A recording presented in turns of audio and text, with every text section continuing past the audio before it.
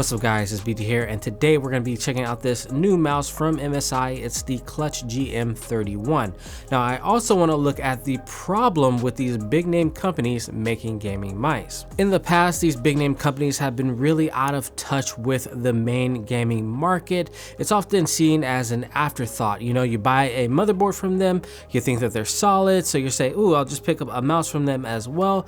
Come to find out that they haven't really put the time and effort into the mouse. That's one reason why I've never really covered anything from one of these brands, but the GM series has been pretty interesting to say the least. The one thing that really made this stand out from other mice and why I decided to cover it was that it isn't a 100-gram piece of plastic covered in RGB to make you forget about that fact. In the box you get the mouse, a paracord type cable, which actually feels pretty good and it's usable for times when you have to charge the mouse and use it at the same time. There's also a dock with a USB-C receiver in it, which makes charging so easy at the end of the night. I forgot how much I missed having a charging dock. The mouse has a really nice feel in the hand, coming in at just north of 70 grams. It feels a lot lighter than it actually is. I was using the Starlight 12 before I used this, and to be honest, I was surprised when I put this on the scale and I saw 70 grams. It feels more like 60 grams. I don't know what kind of trickery they're doing here, but it feels a lot lighter than it actually is. And it's not all that well balanced, to be honest with you. You can feel the weight towards the back of the mouse, especially around where those pins are for the charging port. I would love to see them actually try and get this mouse down to about 60 grams. Just to be really competitive with the gaming market space today. But hey, it's baby steps. At least we didn't get another 100-gram mouse here. They put PTFE feet on here, which feel very nice and smooth to the touch. Wish they were a tad bit thicker. Also on the bottom, you'll find the DPI button as well as the on-off switch for the dock. Got built-in side grips. They're done very nicely. I have to admit, it's very seamless with the rest of the mouse. Doesn't feel like it's gonna fade away with a lot of usage, and it'll give you a good amount of grip. It's very refreshing to actually see built-in side grips. Companies are moving away from that and on to ones that you apply yourself. But with those, you know, it adds a little bit of extra thickness to the mouse. I like that you get to keep the same form factor of the mouse when they're built in. And a lot of companies aren't really taking that risk anymore. They're going with the safer bet of having applied grips. But yeah, I like it. And the coating itself, you know, on the mouse 1 and 2 feels great as well. I can't say off the top of my head what it reminds me of, but it's definitely not cheap feeling. Now this has a very aggressive ergonomic shape. The only other shape that it really reminds me of is the Death Adder Mini. But even then, this is way more aggressive than that mouse and a lot more comfortable as a medium-sized mouse. So if you liked the Death Adder Mini, the Death Adder V3 Pro is too big for you, this is right in the middle of that. So you actually might like this shape a lot. It has this nice slope on this right hand side, similar to like an EC series or the old IntelliMouse grandpa mouse. It's got the nice slope on there. It's also got some comfort grooves on the mouse 1 and 2, which add to the overall control of the mouse, which I really like. Of course, this is going to be great for an ergonomic grip like a relaxed claw, a relaxed palm, a palm even. It'll just fit your hand like a glove. The one thing I did notice is near this bottom side on the right hand side where my pinky usually rests, there's like an edge there and it's very noticeable. I don't know if they can smooth that down, not make it as pronounced, just to make the mouse a little bit more comfortable, because you're not really getting underneath it with your pinky. You'd be touching the mouse pad in that case, but I would just like for them to make this a little bit more comfortable here. It doesn't add anything when you're trying to pick it up. It's just there. Now you can fingertip grip this, but it is a little weird and it starts to like, I don't know, like when I grab it, fingertip, this butt part starts to stick way right, and that'll just lead to a lack of control. So let's take a look at the buttons, and this is where I'm like sad to report that this mouse starts to fall apart in my opinion, as they're using old Omron switches in this mouse. Remember I said that these companies are kind of out of touch? Yeah, they're using this almost older switch. You know, we've moved on. This year almost all the mice came with Kale 8.0 switches. Razer's using their optical switches. Like, it just seems like a thing of the past. And this mouse, the Omron switches still have that same characteristic. They're a little slower feeling, they're a little heavier feeling, they're not as crispy. But I will say that they did implement them well into this mouse. Come on, if you're really trying to make a mouse that people are, you know, gonna buy over everything else, and I keep mentioning this, it's a game of inches now. Every company is doing everything that they can. Even these smaller no-name companies have Kale 8.0. They got the Pink Dot Huanos.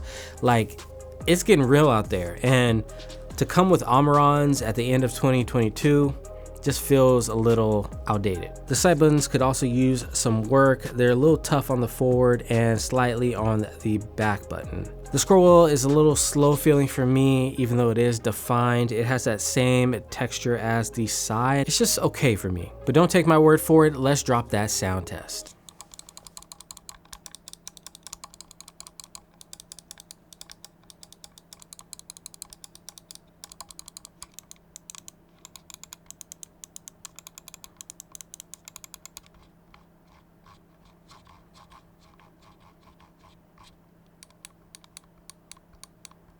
So what you guys think about the sound? Let me know down in the comments below. But for now, let's talk about the battery life, which they actually did a good job on. 110 hours. This is 40 up from what I've been asking for. And I think it's because they're not using as demanding of a sensor. This is a 3311 sensor. What?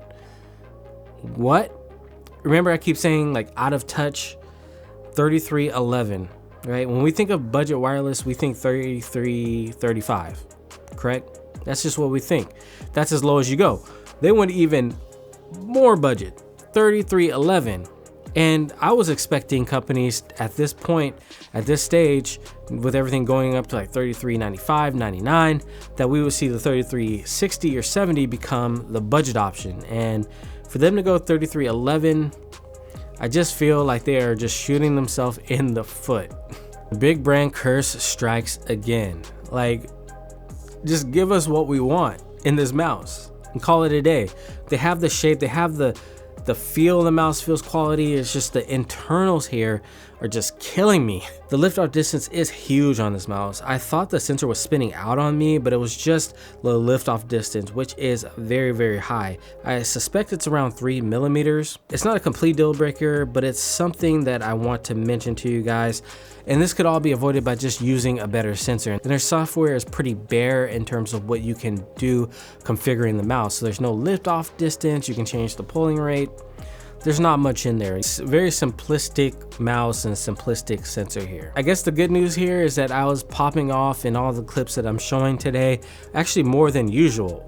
And I don't know if I just prefer 3 millimeter lift off distance and I just never realized it, but the sensor wasn't bad. Like, I can't sit here and lie to you guys and say that I didn't do well with this mouse, because I did. And it got me thinking, are we just chasing sensors and buttons and, you know, the latest and greatest, or should we be going back and saving money? But honestly, in 2022, I think that, you know, we do need the updated tech, right? It's like using the iPhone 6's technology and the new iPhone 14 Pros, and then Apple selling it to us as something new for 2022. We would roast them. There's no way that that would fly. So why does it fly here? I don't know. And this is what the whole video is about, just my frustration with these mice, because quality feels good. The shape is something that we haven't really seen, right? Just put the internals in there and you have a banger. It's like,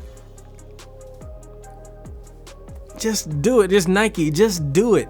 Just do it. Please. The mouse is coming in at $70. You do get that dock, so that adds to the price. So let's say the dock is $20, so put this mouse at $50. There's still better mice for $50 in my opinion, like the HyperX stuff, Glorious stuff I'd pick over this.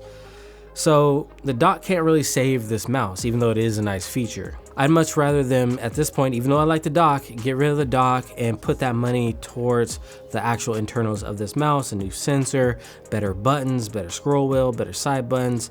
You can leave the shape, you can leave the grips. Done. Easy peasy. You got a banger. I need that royalty check because I just fixed this mouse for you guys. It's rating time, where I rate the mouse out of 10 so you guys can see where it lands on the scale. And for the Clutch GM31 from MSI, I'm giving it a score of 7.1. The shape really saved this mouse on the ratings, because I was about to rate it a 6, but I was like, the shape is just too good. The control with it is too good that I just can't do that to this shape. I can't do it. Shape is king. So 7.1 MSI. Hopefully you take some notes from what I said. Other than that, guys, if you do want to pick up the mouse, it is a nice shape for those of you guys who want it, like a medium-sized Death Adder. And if you're okay with some of the older technology in this mouse, and you just care about the shape, go for it. But anyways, guys, it has been your boy BT. Check out this relevant content. I'm just pointing somewhere in these areas, and I will see you in the next one. Peace.